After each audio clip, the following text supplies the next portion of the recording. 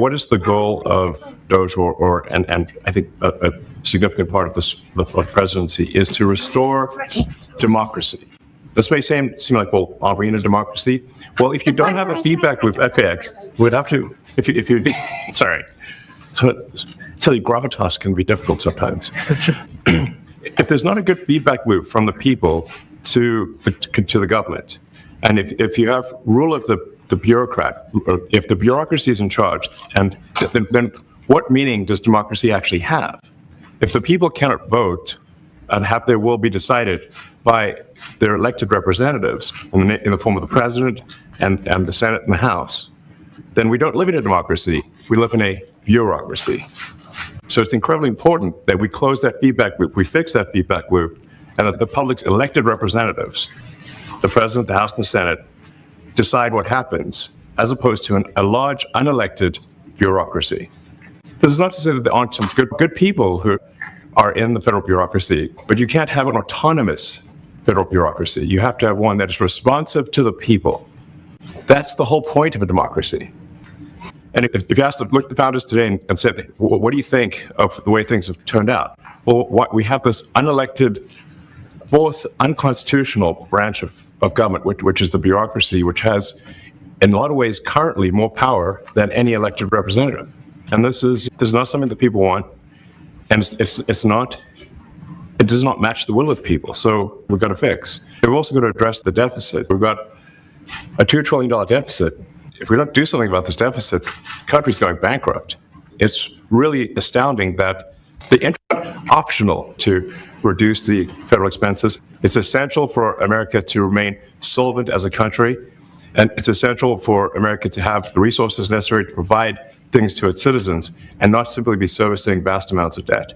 And also, could you mention some of the things that your team has found, some of the crazy numbers, including the woman that walked away with about 30 million, right, etc.? Well, we do find it sort of rather odd that there are quite a few people in the bureaucracy who have ostensibly a salary of a few $100,000, but somehow manage to accrue tens of millions of dollars in net worth while they are in that position, which is what happened to USAID. We're just curious as to where it came from.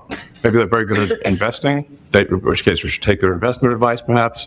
But there seems to be mysteriously they get wealthy. We don't know why. Where does it come from? I think the reality is that they're getting wealthy at the taxpayer expense. That's the honest truth of it.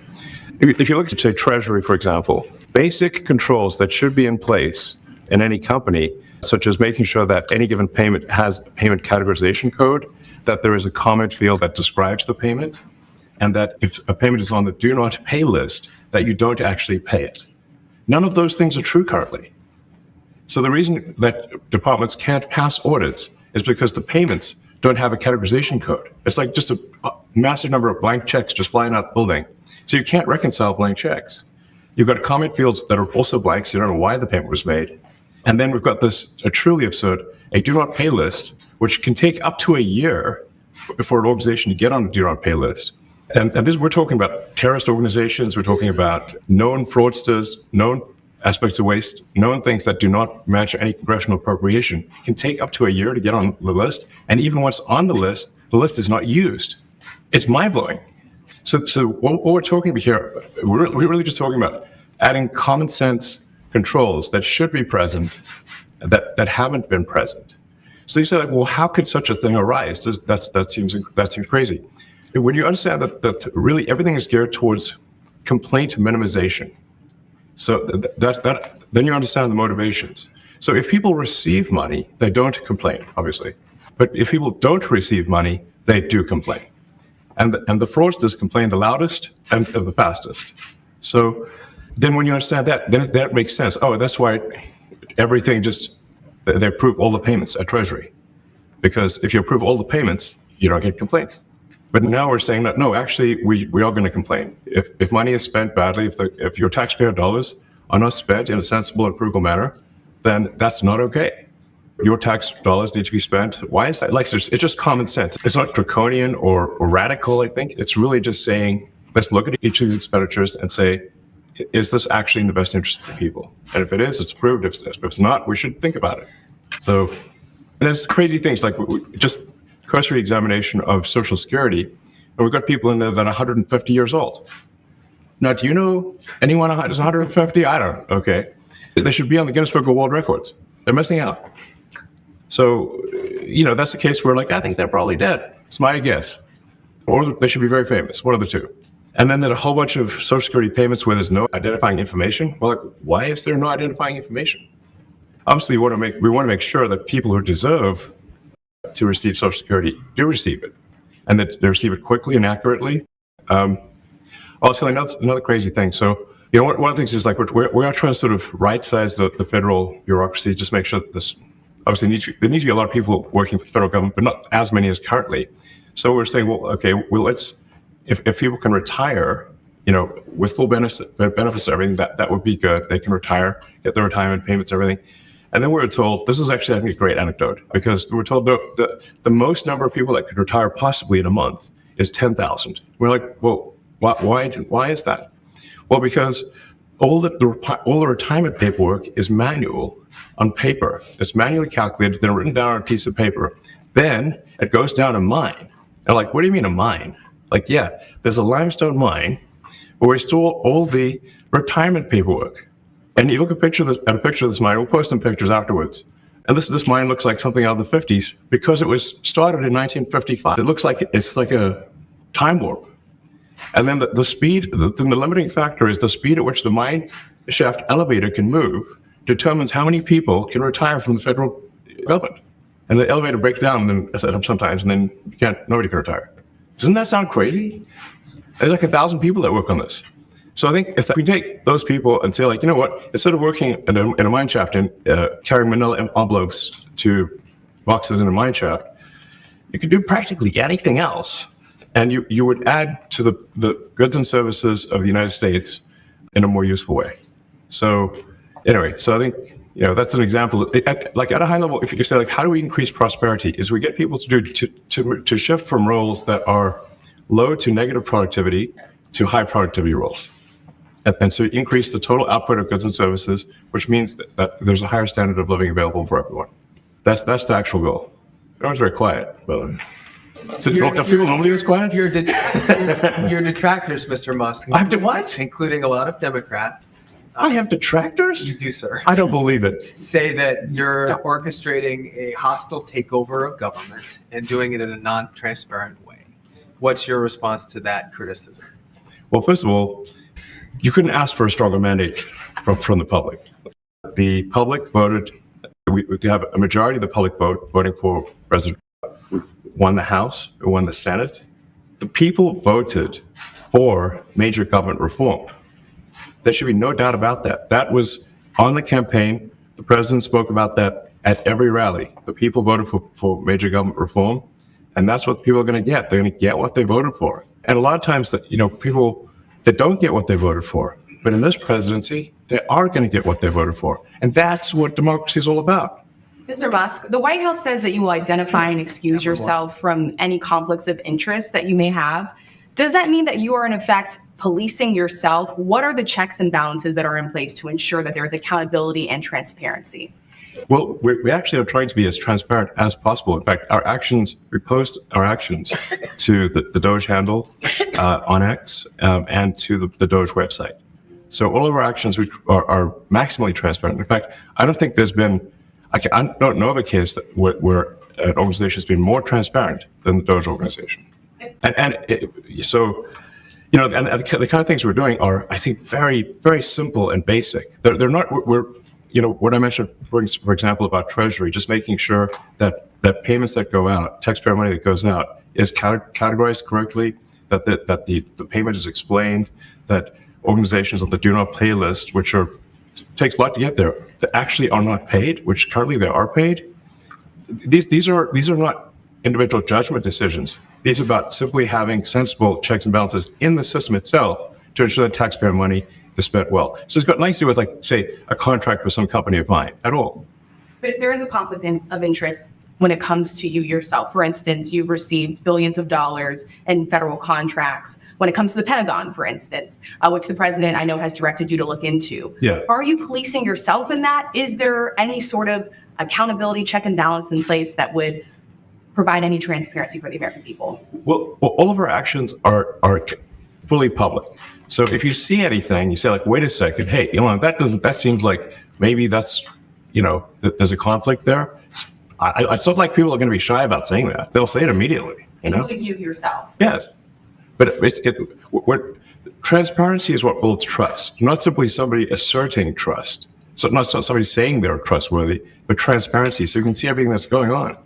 And then you can see, am I doing something that benefits one of my companies or not? It's totally obvious. And if we thought that, we would not let him do that segment or look in that area if we thought there was a lack of transparency or a conflict of interest. And we watched that also. He's a big businessman. He's a successful guy. That's why we want him doing this. We don't want an unsuccessful guy doing this. Now, one thing also that Elon hasn't really mentioned are the groups of people that are getting some of these payments. They're ridiculous. And we're talking about billions of dollars that we've already found. We found fraud and abuse. I would say those two words as opposed to the third word that I usually use, but in this case, fraud and abuse.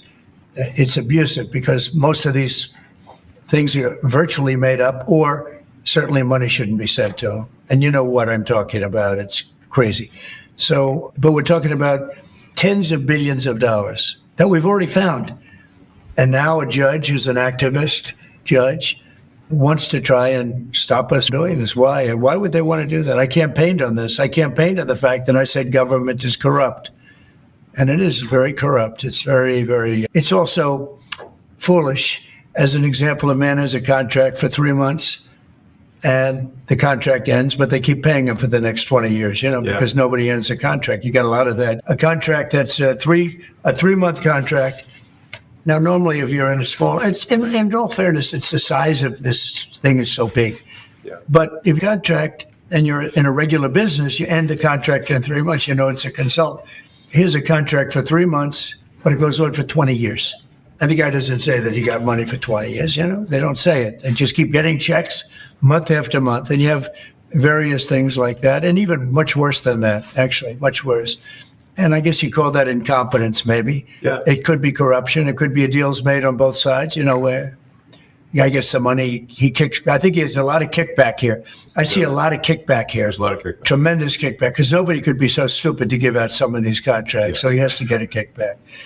So that's what I got elected for, that and borders and military and a lot of things, but this is a big part of it. And I hope that the court system is going to allow us to do what we have to do. We got elected to among other things, find all of this fraud, abuse, all of this horrible stuff going on. And we've already found billions of dollars, not like a little bit, billions, many billions of dollars. And when you get down to it, it's going to be probably close to $1 trillion. It could be close to $1 trillion that we're going to find. That will have quite an impact on the budget. And you'll go to a judge where they handpick a judge, and he has certain leanings. I'm not knocking anybody for that, but he has certain leanings. And he wants us to stop looking. How do you stop looking? I mean, we've already found it. We have a case in New York where a hotel has paid $59 million, $59 million because it's housing migrants, illegal migrants, all illegal, I believe. And they were being paid twice the normal room rate at 100% occupancy. Unbelievable. So it's a racket. Mr. Musk, can I ask a question? Well, if I may sort of just going for the president's comments, at a high level, say, well, what are the two ingredients that are really necessary in order to cut the budget deficit in half from 2 trillion to 1 trillion? And it's really two things: competence and caring. And if you add competence and caring, you'll cut the budget deficit in half. And I fully expect to be scrutinized and get a daily proctology exam, basically. Might as well just camp out there.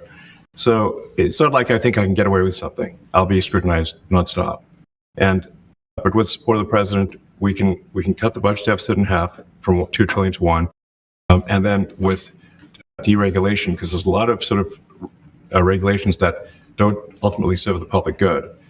We need to free the builders of America to build. And if we do that, that means I think we can get the economic growth to be maybe 3-4%, maybe 5%. And that means if you can get $1 trillion of economic growth and you cut the budget deficit by $1 trillion, between now and next year, there is no inflation. There's no inflation in 26. And if the government is not borrowing as much, it means that interest costs decline. So everyone's the mortgage, their car payment, their credit card bills, anything, their student debt, the monthly payments drop. That's a fantastic scenario. The average American.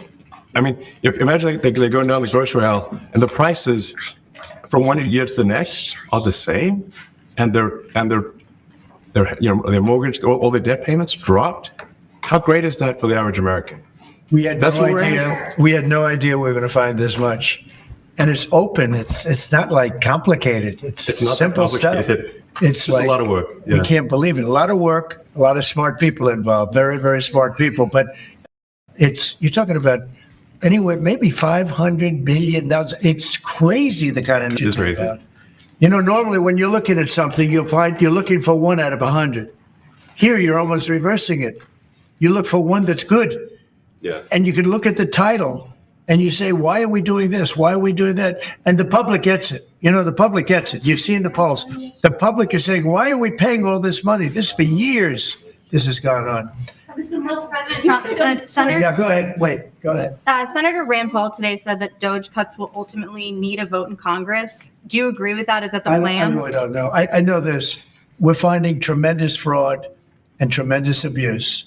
If I need a vote of Congress to find fraud and abuse, it's fine with me. I think we'll get the vote, although there'll be some people that wouldn't vote. And how could a judge want to hold us back from finding all of this fraud and finding all of this incompetence? Why would that happen? Why would even Congress want to do that? Now, Congress, if we do need a vote, I think we'd get a very easy vote because we have a track record now. We've already found billions of dollars of abuse, incompetence, and corruption. A lot of corruption. If a judge does block one of your policies, part of your agenda, will you abide by that? Well, I always abide by the courts, and then I'll have to appeal it. But then what he's done is he slowed down the momentum, and it gives crooked people more time to cover up the books. You know, if a person's crooked and they get caught, other people see that, and all of a sudden it becomes harder later on. So, yeah, the answer is I always abide by the courts, always abide by them, and will appeal. But appeals take a long time, and I would hope that a judge, if you go into a judge and you show him, here's a corrupt situation, we have a check to be sent, but we found it to be corrupt. Do you want us to send this corrupt check to a person, or do you want us not to give it and give it back to the taxpayer? I would hope a judge would say, don't send it, give it back to the taxpayer. Yeah. If I can add to that, what we're finding is that a bunch of the fraud is not even going to Americans. So I think we can all agree that if there's going to be fraud, it should at least go to Americans. But a bunch of the fraud rings that are operating in the United States and taking advantage of the federal government, especially in the entitlements programs, are actually foreign fraud rings. They're operating in other countries and actually exporting money to other countries. We should stop that. And this is big numbers. We're about $100 to $200 billion a year. Serious money. Mr. Musk, you said on X that an example of the fraud that cited was $50 million of condoms was sent to Gaza. But after fact check this, apparently Gaza in Mozambique, and the program was to protect them against HIV. So can you correct the statements? It wasn't sent to Hamas, actually. It was sent to Mozambique, which makes sense why condoms was sent there. Yeah. And how can we make sure that all the statements that you said were correct so we can trust what you say? Well, first of all, some of the things that I say will be incorrect and should be corrected. So nobody's going to bat 1,000. I mean, we will make mistakes, but we'll act quickly to correct any mistakes. So, I'm not sure we should be sending $50 million worth of condoms to anywhere, frankly. I'm not sure that's something Americans would be really excited about. And that is really an enormous number of condoms, if you think about it. But, if it went to Mozambique instead of Gaza, I'm like, okay, that's not as bad, but still, why are we doing that? Mr. Musk, can you talk a little bit about how closely you're working with agency heads as you're directing these cuts? Do they have how much input do agency heads have when you're making these decisions? Yeah, we work closely with the agency heads, and there are sort of checks in place. So it's not just us just going in and doing things willy-nilly. It's in partnership with the agency heads, and and I check regularly with the president to make sure that, you know, this is what the president wants to have happen. So, you know, we talk almost every day, and I double check things to make sure, is this something, Mr. President, you want us to do this? Then we'll do it. The ID has been one of your main targets. Are you concerned at all that some of the cuts or that shutting that agency altogether may lead to diseases or other bigger problems starting in other countries that then come to the United States? Yeah, so that's an interesting example. So that's something where we work closely with the State Department and Secretary Rubio. And we have, for example, turned on funding for Ebola prevention and for HIV prevention. Left that, you said. Yes, correct. And we are moving fast, so we will make mistakes, but we'll also fix the mistakes very quickly. Do So you see it as a worthy cause, USAID? I think that there's some worthy things, but overall, if you say what was the bang for the buck, I would say it was not very good. And there was far too much of what USAID was doing was influencing elections in ways that I think were dubious and do not stand the light of day. I just have to follow up to the Pentagon contracts. If you have received billions of dollars in contracts from the Pentagon, and the president's directing you to look into the Department of Defense, is Yes, that which we a definitely need conflict to of do, interest? are going to do at the president's request. Does that present a conflict of interest for you? No, because you'd have to look at the individual contract and say, first of all, I'm not the one, you know, filing the contract. It's people at SpaceX or someone who will be putting for the contract. And I'd like to say, if you see any contract where where it was awarded to SpaceX and it wasn't by far the best value for money for the taxpayer, let me know, because every one of them was. The president said the other day that you might look at treasuries. Could you explain that a little bit? What kind of fraud, and that question goes to both of you, what kind of fraud are you expecting to see or do you see right now in U.S. treasuries? I think you mean the Treasury Department as opposed to Treasury bills, or You also referenced treasuries on Air Force One the other night. well, as I mentioned earlier, really the first order of business is to make sure we're actually collecting. Sorry for this, although my son might enjoy this, but he's sticking his fingers in my ears and stuff. It's been hard to hear sometimes. Hey, stop that. The stuff we're doing with the Treasury Department is so basic that you can't believe it doesn't exist already. So for example, it's like, what type of payment is this? You can't just leave the field blank. Currently, many payments, the field is left blank. And you have to describe what's the payment for, some basic rationalization. That also is left blank. So this is why, the Pentagon, when's the last time the Pentagon passed an audit? I mean, a decade ago, maybe? Ever? Really? And we want to just, in order to actually pass audits, you have to have financial information that allows you to trace the payments. So, and once in a while, the Treasury has to pause payments if it thinks the payment is going to a fraudulent organization. Like, if you get on that payment, the do not pay list, it means that this is someone that is just, it's like dead people, terrorists, known fraudsters, that kind of thing. We should not pay them. But currently we do, which is crazy. We should stop that. And by the way, 100 team. And for the sake of the country, I hope that the person that's in charge and the other people that report to me that are in charge are allowed to do the right thing, namely make sure everything's honest, legitimate, and competent. But we're looking at just, when you look at USAID, that's one. We're going to look at the military. We're going to look at education. They're much bigger areas. But the USAID is really corrupt. I'll tell you, it's corrupt. It's incompetent, and it's really corrupt. And I can't imagine a judge saying, well, it may be corrupt, but you don't have the right. You got elected to look over the country and to, as we say, make America great again, but you don't have the right to go and look and see whether or not things are right that they're paying or that things are honest that they're paying. And nobody can even believe this. Other people, law professors, right away, you're supposed to be running the country, but we're not allowed to look at who they're paying it to and what they're paying. We have massive amounts of fraud that we caught. I think we probably caught way over a lot of billions of dollars already in, 2 weeks? Yes. And it's going to go to numbers that you're not going to believe. And much, as I said, much is incompetence and much is dishonesty. We have to catch it. And the only way we're going to catch it is to look for it. And if a judge is going to say you're not allowed to look for it, that's pretty sad for our country. I don't understand how it could even work. Which one? The buyout program, the offer to federal workers. Can you personally guarantee that the workers who opt in to resign now will be paid through Well, they'll September? get their money, but they're getting a good deal. They're getting a big buyout. And what we're trying to do is reduce government. We have too many people. We have office space. It's occupied by 4%. Nobody's showing up to work because they were told not to. And then Biden gave them a 5-year pass, some of them, 48,000 of them, gave them a 5-year pass that for 5 years, you don't have to show up to work. And let me tell you, this is largely, much of this stuff is because of Biden. It's his fault. He allowed this country, what he did on our border. What he did on our border is almost not as bad as what he did with all of these contracts that have come out. It's a very sad day when we look at it. I can't even believe it. But many contracts just extend and they just keep extending, and there was nobody there to correct it. And that cannot be, I can't imagine that could be held up by the court. Any court that would say that the president or his representatives, like Secretary of the Treasury, Secretary of State, whatever, doesn't have the right to go over their books and make sure everything's honest. I mean, how can you have a country? You can't have anything that way. You can't have a business that way. You can't have a country that way.